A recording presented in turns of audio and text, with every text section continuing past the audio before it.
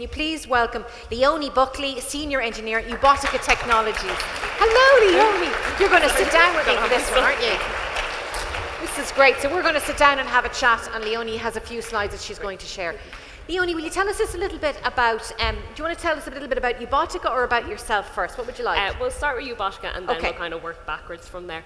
So thanks for the introduction. So as you said, I'm working with Ubotica, and Ubotica is a relatively new company. We've been around for about 3 years. We started 3 years ago, and I've been working with them now for a year. So we're working in a couple of different sectors, and mostly we're focusing on AI and computer vision, and what we want to do is to keep this at the edge. And what that means is to do all our computing in place. So you've probably heard a lot about servers and in the cloud, and what we want to do is to avoid that, because if we want to compute things in servers on the cloud, it takes a lot of time, takes a lot of resources and money. So we want to do it all in the cloud. I'll talk about that again in a second. So of course we're involved in space, that's why I'm here. I'll talk about those projects in a minute. We're involved in biomedical, and in the biomedical field what we want to do is to automate a lot of what we're doing, and also to assist the doctors in making their diagnosis. So we don't want to replace the doctors, but to assist them and maybe alert them to some things they might want to look at. And we're also going to also talk about some of the automation that we're doing as well. So that's what Ubotica does, and it's mostly focused on AI and automating. Which is artificial intelligence. Yes, sorry, artificial intelligence. The next big thing, Absolutely, yeah, and I have a couple of slides to describe the basics of artificial intelligence and computer vision. Yeah, brilliant. And then tell us about yourself then. Yeah, so first of all, actually I'm going to show you this video which should play, which is, so a lot of people don't really think of space and they think of as a big industry in Ireland, but as one of the previous speakers mentioned, that the National Space Strategy was just launched back in June, and we're involved in that. So this video will give you just an introduction of some of the companies involved in space in Ireland, and Ubotica is one of them, so this should play. Yeah, that's so great. That's just a brief introduction to some of the companies in Ireland that are working in the space industry, and really we can't thank the Enterprise Department and Minister Halligan enough for the work that they're doing to promote these companies and to help them to work together to bring all of these projects together. So I'm going to talk to you about a computer chip called the Myriad 2, and this board, especially the Eyes of Things board, and I have one of them here with me today. And the Myriad 2 chip is a real Irish success story. So it was developed by a company called Movidius, and I worked myself with Movidius. I'll talk about that in a minute.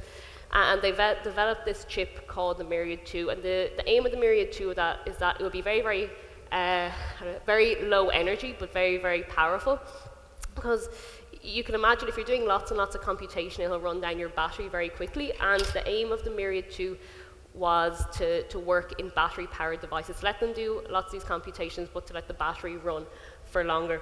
And its main use case was in drones, and I'm not sure if any of you know the company DJI, who are one of the biggest drone companies. So all of their drones at one point had the Myriad 2 chip inside. That did everything. It did all the motors, it did all the computer vision, all the camera, it did everything. So the Myriad 2 is a really good chip for us to use in space, because when you're up in the satellite, you have no power source. You've nowhere to plug in to get additional power if you run on battery, or if you run low on battery. So the Myriad 2 allows us to do all our computer vision and artificial intelligence work up there for much, much longer. So in terms of our work in space, so there's lots of different steps we need to do to get the Myriad 2 into space, and what I'm working on mostly is this area called Qualification, and that's to see how will the Myriad 2 survive in space.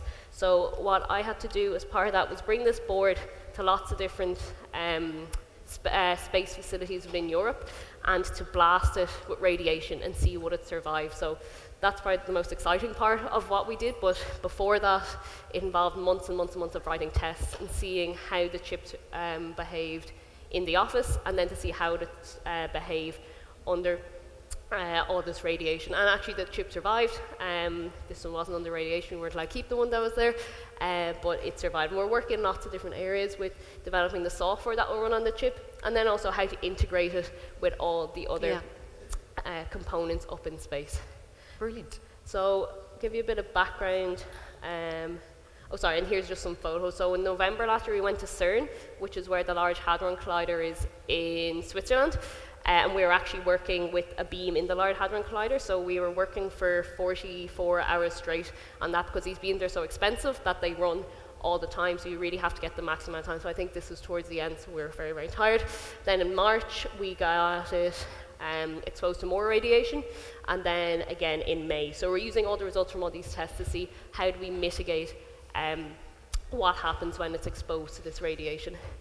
So yes, tell us about you. So then, how did you get into it? So how I got into it was, in terms of my career, I worked with, as I said, with Movidius, which is an Irish startup company, and I started working there while I was still in college. I did an internship, and as the first speaker was talking about how he just sent out lots of letters to companies, I kind of did the same. I cold called companies, I sent emails and just said, hey, do you have a job for me? And thankfully, David Maloney, the Chief Technology Officer in Movidius, got back to me and said, yeah, we have a project, would you like to work on it? So I worked with them for a summer, and then I did my final year project with them, so worked them through my final year, and then worked with Movidius for 2 years. So, and what area of engineering did you study then, Leonie? So I studied, I think I'll talk about it now, yeah. So I studied computer and electronic engineering in Trinity College, Dublin. And I wasn't really sure what I wanted to study, but both my parents had done computer science, and they'd worked with a lot of computer scientists and engineers, and they said, try engineering, it's a bit broader if you don't know what to do. So I studied engineering. It was great because it gave you lots of subjects to choose from, and it's very flexible if you want to do some computer science subjects, want to do some more things.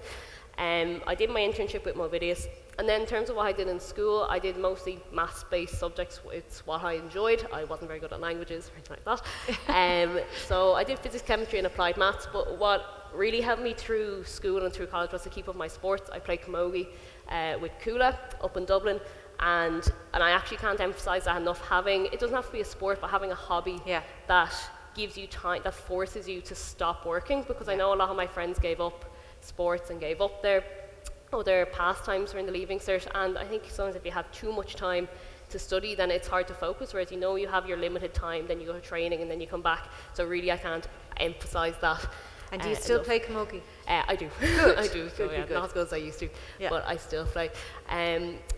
So I'm going to talk now a little bit about what computer vision and AI are. So you're probably familiar with some of these images. So the first image on the top is messy, I think I was told, and this is some basic computer vision applications. And computer vision is kind of applying the technology of computers to images, and it's things that humans can do, but the computers can do it much faster.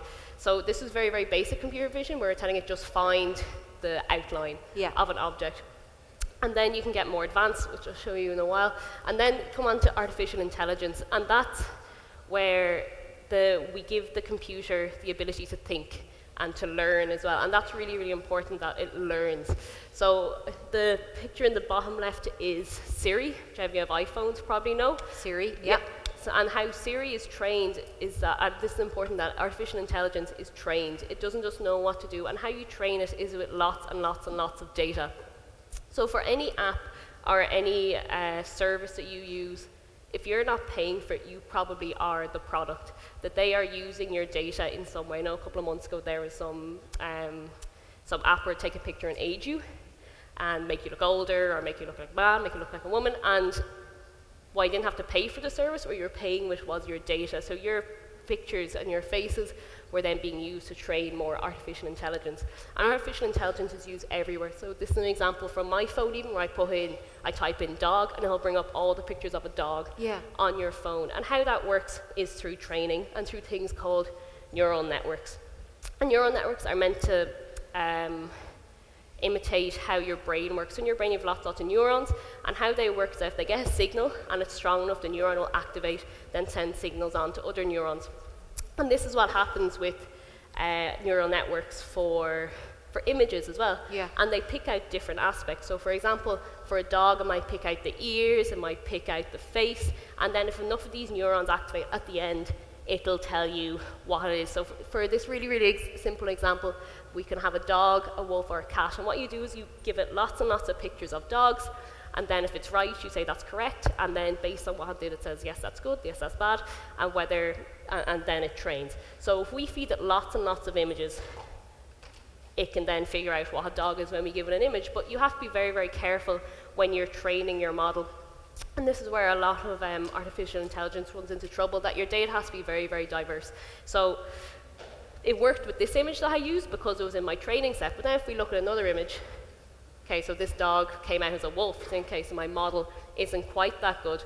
And if you look back at the data that we used, there's one common denominator in all this data, and it's that all the dogs are in baskets.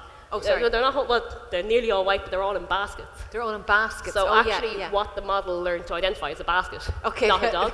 And this has happened a lot actually with medical applications, where there's an application that was designed to recognize skin cancer. And it did amazing. All the images it gave it said, yes, that's skin cancer. No, it's not skin cancer, but what it actually learned to recognize was a ruler, because all of the images with skin cancer were measured next to a ruler. So you have to make sure when you are designing AI that your data is really, really diverse, that you have lots of different types of images, so that then when you get data that's a little bit different, that it will be able to recognize it. So diversity in data is very, very important. So this is something that we're working with a lot. We work with Intel a lot, because Intel acquired Movidius, the company that I worked with, and they've released lots and lots of hardware, including this stick here, which is called the Neural Compute Stick. And it's a USB stick that you can plug into your computer. You can buy it freely. It's about $80, I think, and you can plug it into your computer and do artificial intelligence. And this network that was shown here, it's segmenting an image. So these are just images I took on my way to work. And it picks out the path, the road, and people. And I took these images, downloaded the model, and got it running within 15, 20 minutes. So it's very, very easy for someone without much technical ability to go out and do it. And that's really what Intel are working on. We're working on them with this, using this stick and using this board to bring kind of AI to the masses. Everybody. To everybody, yes. So this is some of the biomedical stuff that we're working on to detect diabetic retinopathy. It's an eye, is it? So sorry, yes, it's a retina of an eye. Because diabetic retinopathy, it's a disease that people with diabetes get. It's the leading cause of blindness in the Western world, and it's completely preventable if detected. And what we've developed is a model that can recognize diabetic retinopathy in images. And the idea is that you would be able to bring this to opticians and people without much technical knowledge, so they can run this in place and people wouldn't have to go to hospitals, and it would indicate that there are issues. That's great. And all this software we are using in space, but in just slightly different ways. Yeah. So one of the other things that we do is for automation within warehouses. And so this is a forklift. What we want to be able to do is to recognize the DM. It's the little code. It's called a data matrix, like QR code you can scan with your phone. And to recognize that, find it in the image, and then decode that, because that has some data within it. And as I talked before about the diversity of data, when you train something, you have to make sure that it'll work in lots of different scenarios. It's not enough just to take or to train this in this exact scenario. So this is actually a model forklift. It's only about this high. You might see them, and I think a hand comes in to fix it. So we trained it on lots of images, and that's what's really, really important about AI, is that you need so much data. And with all that data, you have to label it. You have to say, this is a data matrix, this is a dog, this is a cat, so your model then knows what to expect, and that's really labor intensive. So once we had it trained properly, we're then able to bring it into, we're able to bring it into a real warehouse. So this is it now in a real warehouse. We worked on this project with Lenovo in America, so this is in their warehouse in America. So I think the forklift drivers are great fun. They just got to spin around in circles and to detect it there. So this is the same exact model that we had trained, but running in a completely different environment. And then we demonstrated this at Mobile World Congress in Spain last year in conjunction with Intel. And you can see here, this is one of the demos we had, and then suddenly this big sign comes up in the background, which we hadn't accounted for at all. But because our training had been so robust, our model executed fine. So this is one of my colleagues, Jose, holding up the data matrices. So now we'll finally get on to some of the more space-related stuff we're doing. So this is the same board that we're talking about. And the board was due to fly on a CubeSat, which one of the speakers talked about earlier. So this board fits in perfectly into the CubeSat. It'll just slot on top and connect in with the rest of the components. So it's due to fly on the Hyperscout 2 CubeSat, but unfortunately the previous launch exploded when it launched back in August, and it cost somewhere in the region of €400 million. So they're going to wait and figure out what happened there until they launch ours.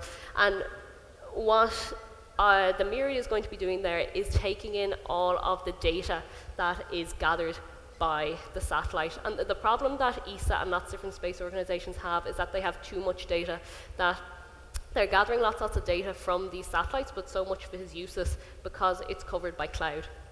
So what we want to do is to examine that data, figure out is it covered by cloud, is it not covered by cloud, and then only interpret that data. Because traditionally what happened is that satellites would gather data, they would downlink it back down to Earth, and then examine it down there. But the problem with that is it takes so long, and so much of the data you get is useless. So what we want to do is to take that data and in situ, on the edge in the satellite, figure out is it covered by cloud or is it not covered by cloud. And we're not even sending down the data in many cases, but we're actually interpreting it on the satellite and then figuring out what's going on. So one of the applications is ship identification, and that's really important for people smuggling, for customs applications, or for pirates even.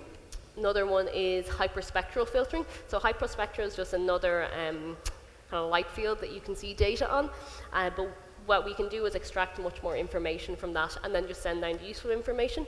And one that's very, very applicable at the moment is fire detection, especially if you've heard of all the fires that are in Los Angeles and in Australia at the moment, that if the satellite can detect where a fire is and all it has to send down is the coordinates of a fire down to the fire department in the local area, instead of them waiting for images to come down and interpreting the images, that really this can make a huge difference. That's fantastic. I mean, Niall was mentioning it this morning already about that. So there's a great future for AI and everything. Absolutely, and what will help AI go forward is not necessarily the software, because the software is there. If there's something you want to design, you can do it, but what's really helped it to develop is the hardware. Because there's two aspects to AI. There's the training it, which I talked about, which can be very, very labor intensive, and then there's the running of it. And the running of it is powered by the Myriad chip, but then the training of it is more powered by servers. So I'm just going to talk a little bit about bias and ethics in AI, if we have time. I think we're pretty tight on time. I think so. What I'd love to know is so what advice would you give to people trying to get into, because AI is going to be huge, isn't it? So what advice would you give to people at this phase in life if they wanted to get into artificial intelligence or using computers for the future? So my main advice actually would be interpersonal skills. Skills for working in technology, because very few projects you work on. You can be the most knowledgeable person about a subject, but all these projects you work in teams. And it's very, very difficult. It can be very, very difficult to work with someone if all they want to do is work by themselves. But really, it's not necessarily your technical knowledge, but being enthusiastic about it and wanting to learn, because there's so many resources online. There's a thing called Fast AI, which I'd really encourage all of you to do. It's 12 one-hour lessons, and at that stage you can design your own network to recognize anything you want. So you don't necessarily have to study something tech-related in college to work in AI, but there's so many other jobs there, because bias and ethics is such a big area in AI as well. You could just get into that. Exactly, because they need lots of lawyers, people with law knowledge, so no, there's lots of ways to get involved in AI. So people, it's the same as what we heard this morning. Thank you very much, Leonie, for that little tiny grasp of what you do. Round of applause for Leonie. That's great, thank you so much. It's so interesting, thank you.